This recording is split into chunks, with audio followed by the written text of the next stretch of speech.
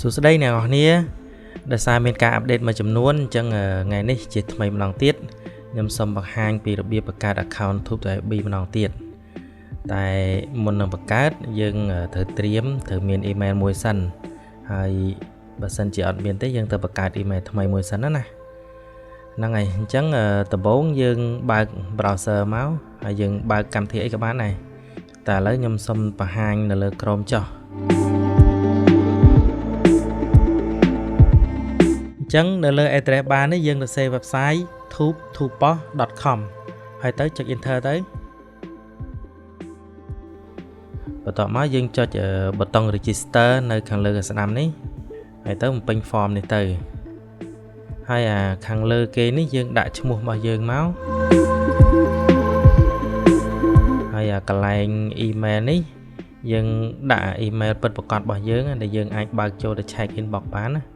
ហើយយើងត្រូវផ្ទៀងផ្ទាត់ឲ្យច្បាស់ថាយើងបានសរសេរតាមអាស័យដ្ឋាន email របស់យើងនេះបានត្រឹមត្រូវអត់បើមិនអញ្ចឹងទេយើងដាក់សរសេរខុសវាផ្ញើទៅណានេះវាអត់ចូលមកនេះអញ្ចឹងយើងអត់មាន link សម្រាប់ activate account របស់យើងទេហើយបន្ទាប់មកយើងត្រូវដាក់ password ថ្មីមួយហើយអា password ថ្មីនេះយើងដាក់ថ្មីក៏បានយើងដាក់ password Gmail របស់យើងក៏បានដែរតែយល់អស់យើងដាក់ថ្មីផ្សេងពី password Gmail របស់យើងទៅហើយពេលដាក់ហើយយើងត្រូវកត់ទុកផងប្រយ័ត្នថ្ងៃក្រោយ log out ហើយត្រូវចូលវិញអត់រួចទេហើយខាងក្រោមនេះយើងដាក់ password ដដែលហ្នឹងយើងសរសេរខាងលើមិនយើងសរសេរដដែលមកដើម្បីបញ្ជាក់វាម្ដងទៀតអញ្ចឹងណាហើយកន្លែង captcha នេះអាហ្នឹងយើងត្រូវសរសេរលេខដែលវាបង្ហាញនៅរូបខាងក្រោមនេះយើងយកលេខហ្នឹងមកសរសេរមកហើយបើសិនជាយើងមើលអាលេខហ្នឹងអត់ច្បាស់ទេយើងចុចប៊ូតុង refresh នេះទៅវាបង្ហាញលេខថ្មីហើយអញ្ចឹងយើងយកលេខថ្មីហ្នឹងយកមកសរសេរនៅក្នុងប្រអប់ខាងលើហ្នឹងណា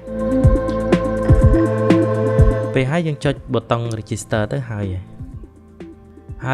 មកដល់កន្លែងនេះក៏យើងអត់ទាន់ log in ចូល account បានដែរតោះតែយើង activate វាសិនណាអញ្ចឹងដើម្បី activate យើងទៅ check email របស់យើង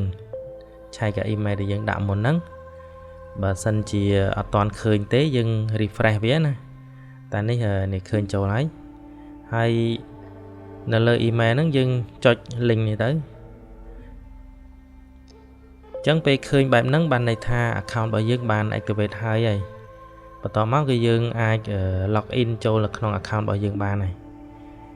អញ្ចឹងដើម្បី log in យើងដាក់ email ហើយនិង password របស់យើងទៅ password ដែលយើងដាក់ពេលយើងចុះឈ្មោះមុនហ្នឹងណាតោះមកយើងចុច log in ទៅវាចូលហើយអញ្ចឹងនៅពេលដែលឃើញអញ្ចឹងបានន័យថាយើង log in បានហើយអញ្ចឹងយើងចុចឈ្មោះរបស់យើងនៅខាងលើស្ដាំនេះទៅដើម្បីពិនិត្យមើលព័ត៌មានរបស់យើងជាពិសេសយើងមើលថ្ងៃផុតកំណត់អីចឹងណាហ្នឹងហើយយើងអាច update ឬក៏ផ្លាស់ប្ដូរព័ត៌មានមួយចំនួនដែលយើងចង់ផ្លាស់ប្ដូរបានចុច edit នៅមុខហ្នឹងទៅហើយយើងចុច save ទៅជាប់ហើយក្នុងករណីដែលយើងចង់ log out វិញយើងគ្រាន់តែចុចសញ្ញាព្រួយនៅខាងលើស្ដាំនេះទៅហើយចុច log out ទៅហើយ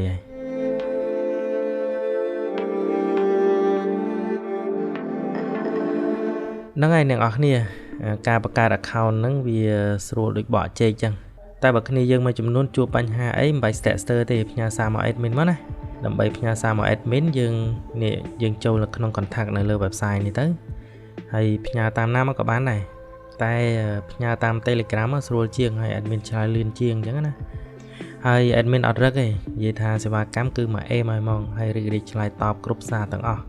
ហើយបើមានបញ្ហាអី admin ដោះស្រាយឲ្យភ្លាមហ្មងហើយសម្រាប់វីដេអូមេរៀនផ្សេងទៀតចាំឆែកមើលនៅក្នុង channel YouTube របស់ Tube to Pos ណា search Tube to Pos ក្នុង YouTube ទៅឃើញហើយ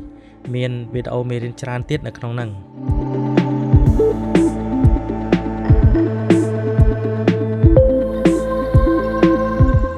ហើយកុំភ្លេច subscribe ហើយនិង follow ផងណា